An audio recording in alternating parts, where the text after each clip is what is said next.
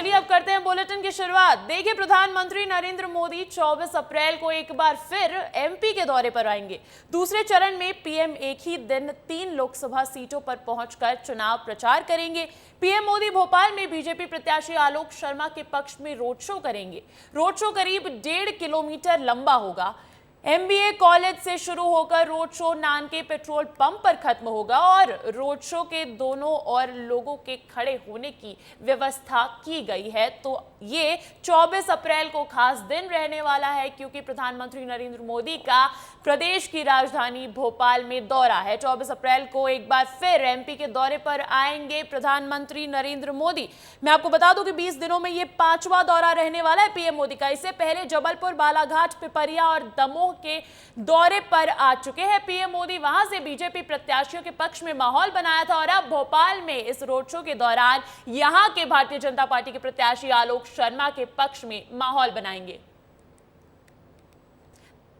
तो चलिए अब आपको ग्राफिक्स के जरिए बताते हैं कि पीएम मोदी के रोड शो को लेकर सुरक्षा व्यवस्था कैसी रहेगी।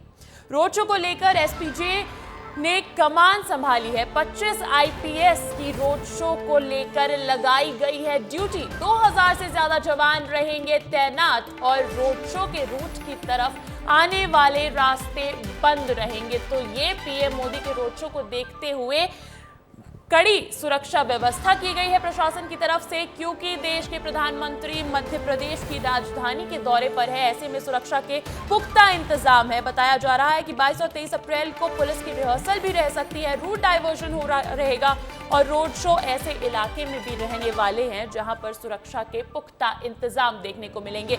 ये है वो सुरक्षा व्यवस्था जहां पर पुलिस भारी संख्या में तैनात रहेगी।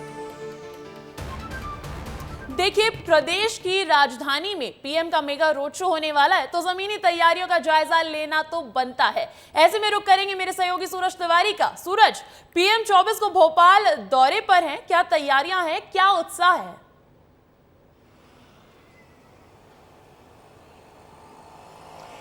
जी देखिए अंजलि, प्रधानमंत्री नरेंद्र मोदी का यह 5वां दौरा मध्य प्रदेश को होने वाला है और जब राजधानी भोपाल में प्रधानमंत्री नरेंद्र मोदी आएंगे और एक लंबा रोड शो करेंगे, लेकिन उससे पहले प्रशासन अलर्ट मोड पर है और प्रशासन किस तरह से तैयारियां कर रहा है ये आपको तस्वीरें हम दिखाएंगे। इस वक्त मैं मौजूद हूँ भोपाल के जो राजभवन तिराहे में और एमवीएम कॉलेज से जो है ये पूरा रोड शो चलेगा। एमवीएम कॉलेज से रोशनपुरा चौराहे के आगे अपेक्स बैंक तक पूरा रोड शो चलना है। 1.5 घंटे लगभग 1.5 किलोमीटर लंबा रोड शो होगा, जिसमें लगभग 2 घंटे का वक्त लगेगा। अंजलि, तस्वीरें दिखा रहा हूं मैं कि किस तरह से जो बैरिकेड हैं वो लगा दिए गए हैं। सुरक्षा व्यवस्था के लिए चाक चौबंद इंतजाम करना अभी से शुरू कर दिया गया है। दोनों साइड में बैरिकेड लगा दिए गए और ये बैरिकेड पूरे जहां से रोड शो शुरू होगा और जहां तक रोड शो जाएगा, रोड में दोनों साइड लगाए जाएंगे। प्रधानमंत्री नरेंद्र मोदी का जो काफिला है, रोड शो का काफिला, वो रोड के बीच से जाएगा और जबकि दोनों साइड बैरिकेड के दोनों साइड आम पब्लिक, आम जनता होगी जो प्रधानमंत्री नरेंद्र मोदी के स्वागत में या प्रधानमंत्री नरेंद्र मोदी को देखने के लिए मौजूद होगी। 1.5 किलोमीटर लंबे रोड शो में लगभग 2 घंटे से ज्यादा वक्त लगने वाला है। साथ में जो पुलिस है एक अलर्ट मोड पर है। 25 आईपीएस और 2000 से ज्यादा पुलिसकर्मी तैनात होंगे। मैं अपने सहयोगी से बोलूंगा पीछे की भी तस्वीरें दिखाएं, क्योंकि एमवीएम कॉलेज का जो एमवीएम कॉलेज जहां से है वहीं से ये रोड शो शुरू होना है और ये तस्वीरें आप देखिए, दोनों साइड जो है बैरिकेड लगा दिए गए। वो बैरिकेड लगा के अभी से सुरक्षा व्यवस्था के जो है पुख्ता इंतजाम करना शुरू कर दिया गया है। साथ में जो पुलिसकर्मी हैं वो आज रिहर्सल भी करेंगे। आज और कल लगभग 2 बजे से रिहर्सल शुरू होगा कि किस तरह से तैयारी रहेगी, किस तरह से सुरक्षा कर्मी जो है कहां पर मौजूद रहेंगे, आईपीएस अफसर जो है सुरक्षा के पुख्ता इंतजाम है। ऐसे में क्या रूट डाइवर्जन देखने को मिल सकता है? जी अंजलि, निश्चित तौर पर आज से ही लगभग 2 बजे से रूट डाइवर्ट रहेगा। जिस रूट पर रोड शो होना है उधर से आसपास से आने जाने वाले वाहनों को डाइवर्ट किया जाएगा। खासतौर पे जो भारी वाहन है उन्हें उनकी एंट्री बंद कर दी जाएगी और आम लोगों को भी जिस समय रिहर्सल होगा उस समय भी आम लोगों की आवाजाही में प्रतिबंध लगा दिया जाएगा। ऐसे में कहीं ना कहीं जो आम पब्लिक है, भोपाल के जो लोग हैं जो इस रूट का प्रयोग करके अपने ऑफिस, अपने घर जाते हैं, उन्हें परेशानियों का सामना करना पड़ सकता है। कारण ये है कि रूट डाइवर्जन होने के कारण घूम कर दूसरे रूट से वो अपने घर या अपने ऑफिस या जहां भी जाएंगे पहुंच पाएंगे। ऐसे में जिस तरह से पूरी तैयारी है, लगभग 2 दिन अब वक्त है, 24 तारीख को रोड शो है। आज पुलिस प्रशासन, जो पुलिस मुखिया हरिनारायण चारी मिश्र हैं, कमिश्नर हैं, वो कहीं ना कहीं पूरे रिहर्सल में मौजूद रहने वाले हैं। किस तरह से कमांड दी जाएगी, हर पुलिसकर्मी को कहां तैनात रहना है, पूरी तैयारी, पूरी सुरक्षा व्यवस्था के चाक चौबंद इंतजाम रहेंगे। एसपीजी के साथ बातचीत हो चुकी है, एसपीजी के साथ रूट मैप तैयार हो चुका है। एसपीजी के अब बातचीत होने के बाद अब बारी आती है कि रिहर्सल करने की, किस तरह से प्रधानमंत्री नरेंद्र मोदी की सुरक्षा में तमाम जो पुलिसकर्मी होंगे वो रहें और किसी प्रकार की कोई लापरवाही ना हो, उसी को लेकर रिहर्सल किया जाएगा। तो आज से ही कहीं ना कहीं आज 5 घंटे, लगभग 5 घंटे जो खबर है वो 5 घंटे तक रूट डाइवर्ट हो सकता है। 2 बजे के बाद रूट डाइवर्ट किया जाएगा। ऐसे में आम लोगों को परेशानी निश्चित तौर पे उठानी पड़ेगी, लेकिन जब प्रधानमंत्री नरेंद्र मोदी आएंगे तो एक लंबा काफिला होगा, क्योंकि 7 मई को तीसरे चरण में भोपाल में लोकसभा जो सीट है, भोपाल लोकसभा सीट, वहां पर चुनाव होना है। रोड शो का जो रूट मैप तैयार किया गया है, कहीं भोपाल के बीजेपी के प्रत्याशी आलोक शर्मा के पक्ष में भी माहौल बनाने वाले हैं पीएम मोदी, और ये मेगा रोड शो देखने को मिलेगा 24 अप्रैल को। बहुत बहुत शुक्रिया सूरज तमाम जानकारी के लिए। तो देखिए, लोकसभा चुनाव की तारीख जैसे जैसे नजदीक आ रही है, वैसे वैसे दोनों ही पार्टियां चुनाव प्रचार जोरों शोरों से कर रही है। धर्मनगरी उज्जैन में चौथे चरण में मतदान होना है। ऐसे में वहां जल्द ही बीजेपी के दिग्गज नेताओं की रैली देखने को मिल सकती है, जिनमें पीएम मोदी, गृह मंत्री अमित शाह और यूपी के सीएम योगी आदित्यनाथ के शामिल होने की भी खबरें हैं। आज सीएम डॉक्टर मोहन यादव की मौजूदगी में वहां के मौजूदा सांसद और बीजेपी प्रत्याशी अनिल फिरोजिया का नामांकन दाखिल होना है। ऐसे में उनसे खास बातचीत की हमारे संवाददाता संतोष कृष्णानी ने। क्या कुछ कहा उन्होंने, वो भी सुनिए। जैसे जैसे चुनाव की तारीख नजदीक आ रही है, दोनों पार्टियां अलग अलग दावे, अलग अलग घोषणाएं कर रही है। नामांकन रैली के माध्यम से प्रदेश के मुख्यमंत्री भी शामिल होंगे। ऐतिहासिक तरीके से कार्यकर्ताओं को यहां आमंत्रित किया जा रहा है। वो खुद सांसद अनिल फिरोजिया यहाँ मैदान में हैं, एक तरफ कांग्रेस की तरफ से महेश परमार हैं। हजारों कार्यकर्ता आएंगे और सिंधी कॉलोनी चौराहे से 3 बजे से रैली प्रारंभ होगी, जो 3 बत्ती चौराहे होते हुए, टावर होते हुए शहीद पार्क पे आके एक सभा में परिवर्तित होगी। और हमारे मध्य प्रदेश के यशस्वी नेता माननीय मुख्यमंत्री आदरणीय मोहन यादव जी उस रैली में स्वयं रहने वाले हैं और साथ में जाके वो नामांकन जमा करवाएंगे। उज्जैन में अभी हमने माननीय मोदी जी की सभा मांगी है और मुझे पूरा विश्वास है कि उज्जैन में मोदी जी की सभा संभावित है हो जाएगी। और मध्य प्रदेश के मुख्यमंत्री चूँकि स्थानीय खुद ही यहाँ के विधायक भी हैं, तो वो तो रहेंगे ही, और हमारे माननीय प्रधानमंत्री जी रहेंगे और योगी जी की भी सभा मांगी है। कांग्रेस का घोषणा पत्र तो देश आज़ाद हुआ जब से ही जारी हो रहा है, और हमारा घोषणा पत्र जब से जनसंघ की स्थापना हुई तब से हमने घोषणा पत्र जारी करने का काम किया है। लेकिन हमारा घोषणा पत्र जैसे हमारे लिए पवित्र ग्रंथ है, उसी उसमें हमारे जो घोषणा पत्र वो भी हमारे लिए पवित्र ग्रंथ से कम नहीं है।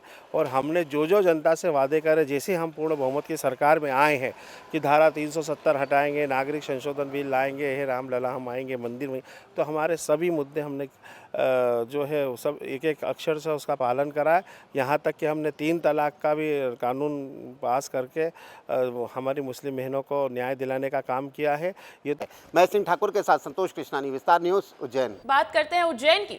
विश्व प्रसिद्ध श्री महाकालेश्वर मंदिर में श्रद्धालुओं की सुविधा के लिए दानदाता के जरिए 2 स्थानों पर करीब 1 करोड़ रुपए कीमत LED लगाई गई है, जिससे अब मंदिर के बाहर से ही श्रद्धालु भगवान महाकाल के सहज दर्शन कर सकेंगे। महाकालेश्वर मंदिर में देश भर से आने वाले श्रद्धालुओं की संख्या लगातार बढ़ती जा रही है। इससे पहले मंदिर में प्रशासन बैरिकेड्स के जरिए भगवान के दर्शन की व्यवस्था की थी, वहीं अब LED लगाकर श्रद्धालुओं को सुविधा दी गई है, जिससे श्रद्धालु मंदिर के बाहर से भी बाबा महाकाल की आरती में शामिल हो सकेंगे। इसी को लेकर श्रद्धालु और महाकाल मंदिर के सहायक प्रशासक से बातचीत की हमारे सहयोगी संतोष कृष्णानी ने।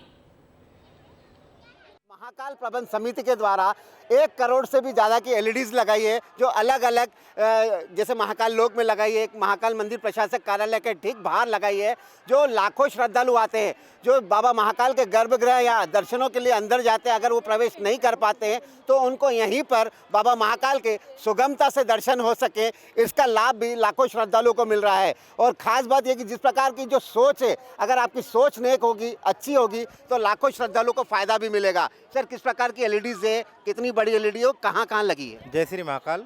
महाकालेश्वर मंदिर में दानदाता द्वारा तरह तरह के दान दिए जाते हैं। अभी विगत वर्ष समय में भारतीय स्टेट बैंक द्वारा 2 बड़ी एलईडी लगाई गई है, जिसकी साइज़ 25 बाई 12.5 फीट है और ये 1 नंबर गेट और 3 नेत्र पर लगाई गई है।